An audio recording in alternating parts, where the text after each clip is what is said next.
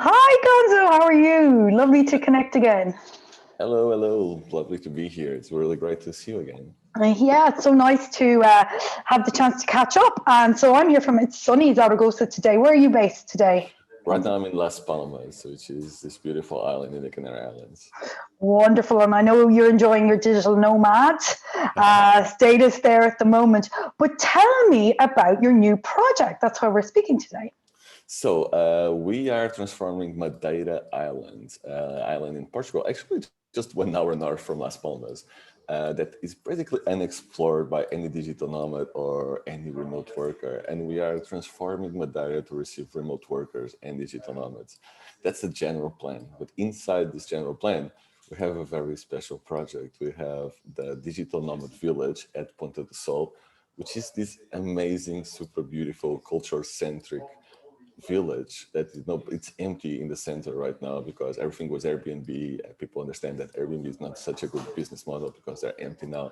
So they want to transform themselves. So inside Madeira project, we are doing this nomad village and just bringing people from all over the world to this village with this sense of community that you have in little villages that you don't have in cities like Lisbon. Lisbon has a lot of digital nomads right now. There is no community because it's just too big. And at least I miss community. I miss being with people. I miss this sense of belonging. I miss knowing the Mr. Jose from the restaurant to say, "Good morning, Mr. Jose, I'm going there for lunch or just for a coffee." I miss that. So I think other nomads and other remote workers miss it too. So I basically want to build this beautiful community of people from all over the world that have in common that they work remotely and they care about the world. Oh, wonderful! And as a wannabe part-time digital nomad, a bit different when you have a family, when you have a young child. But I still managed, I still manage now and again to get my legs away and get to these different places. And but what we've both realised working in this space and be passionate about this space is how bringing in digital nomads, bringing in remote workers can change a location, can have an impact on a specific location in terms of regeneration and lots of other benefits. So can we focus on that for a minute? Of course, I can tell you, I was having a meeting with the hotel director. There is a beautiful hotel in Ponta do Sol called Stelage in Ponta do Sol. It's in the top of the cliff, beautiful sunset, beautiful sunrise. I took the best picture of my life during the sunrise in the pool. They have infinity pool over the ocean. And I was speaking with him, and he's very sad because he invested in this very good hotel. But he invested because he fell in love about Ponta do Sol. He really fell in love about the whole village, the whole culture. And now it's empty. And he says, well, it's sad, even when we have tourists, if they go down, restaurants are empty, the village is empty, there is no life. There is, of course, these tourists, but the tourists go there to sleep and then they woke up and they go away with their cars and they go explore the island, which is totally legit, actually. But there is no life to the village. So the first impact that you want to see, we want to bring life back to the village. We want to bring people that actually work from there, that will walk, that will go to the restaurants. So the first impact it will actually be we will have people again in this village. The village is super beautiful and shouldn't be just left for tourists. It should be left for people living there. And even people from Madeira that are living there, they work in the main city, Funchal, which is 20 minutes away. So we want also to bring them back there. So one of the things we are doing is actually we are educating all the locals about remote work and digital nomadism.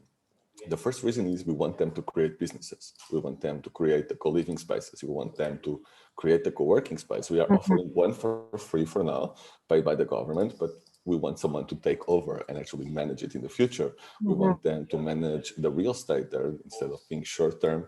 Let's think about long term. We want them to open good cafes. We have one already that is beautiful. It could be in Bali, but it's there and it's already very, very good. We want them to invest in all these businesses that are attached to digital nomads. We're talking about childcare. Why not someone open a small childcare where remote workers like you can go there and have the kids there? So we are educating the need of the remote workers so people can start businesses and have these projects not be just a project, being a sustainable future for Pantel and use it as even a pilot project. So as we think that the impact in the economy will be very, very, very big, because right now they are surviving with a small tourism that they have basically for watching the sunset, which is the most beautiful sunset in Madeira. People just go there in the end of the afternoon, they take some pictures, they go away. We want them to thrive with the remote Mhm, work. We want them mhm, to understand mhm. digital nomadism offers services, Mhm. and I am basically the bridge between what is remote workers, digital nomadism, and the local entrepreneurs and the local community as well. Oh, fantastic. And what a fantastic role to have. And it's so true because Punta de Sol obviously means point of the sun, or where you can watch the sunset. But I Yeah. love that. I love that aspirational thinking that someone will come to watch the sunset and stay and choose that. I mean, we can choose as remote workers, as nomads, often where we travel, but also where we might want to spend longer periods of time, where we might want to settle and contribute and integrate to the local community. So that's wonderful. Now, on those KPIs and those social impact, let's be very straight to the point. I know that you're working on them and you're going to refine them. So because I'm really interested in it, I'm saying that I'm hoping to be able to help you with that we can maybe build those out as the project goes on together in some way. But also, let's agree to chat again, maybe in Yes. a few months, and talk about as those KPIs, as those what's coming out in terms of impact emerges. Because I really feel passionate, and I know you do too, about sharing this globally, because there's learnings. And one of the things you said that was really interesting in our pre-chat was that you arrived in Madeira and Puente de Sol, finding that there was already partnerships, planning going on between public and private. It sounds really obvious, but it's very fundamental, isn't it, Gonzalo? It doesn't happen, it's obvious, but that doesn't happen very Mm-hmm. often. We see all the projects we are seeing around the world is, for example, digital nomad visa. It's a public thing that actually doesn't work for most digital nomads, which is very interesting. They're creating this digital nomad visa, a lot of PR. I don't see anyone actually using that digital nomad visa because the threshold of the salary is just really, really high. For Estonia, where the average salary should be around 800 euros, they're asking for 3,500. So like, So all the projects I'm seeing, or they are private, for example, just an entrepreneur that started, Nacho Rodriguez here in Las Palmas, he started by himself and then the government got interested, or it's just the government doing something that actually doesn't match the market. So this is not good. So by having a digital nomad like myself and having the strong support from a Madeira government, we spoke with the president, we spoke with the Secretary of Economy. They are really interested. And the Secretary of Economy is not interested in the tourism, he's interested in rebuilding villages, in rebuilding the economy, these small economies all around the island that were totally destroyed. And we have an opportunity to rebuild it, not with just short-term tourism that doesn't bring anything to the village, just stays there, to this new idea of bringing remote workers that will actually spend a lot of money there. So it's, for me, every single project that is targeting remote workers, digital nomads, they should always have a private and the public coming together and building something from down up. Totally. And I totally agree. And it's wonderful to hear that that's the case there, that there's that kind of joined up thinking, we say in English, and collaborating as well for the better good, because sometimes, as we know, let's be honest, there's local politics, there's different personalities. And I think, it's great to hear that seems to be much more direct and focused in its nature. So I need to add one more thing, which is, this is the first project, this is Ponta do Sol. We are looking at it as the pilot project, meaning this is not it. We have more coming. Until June, we have Ponta do Sol.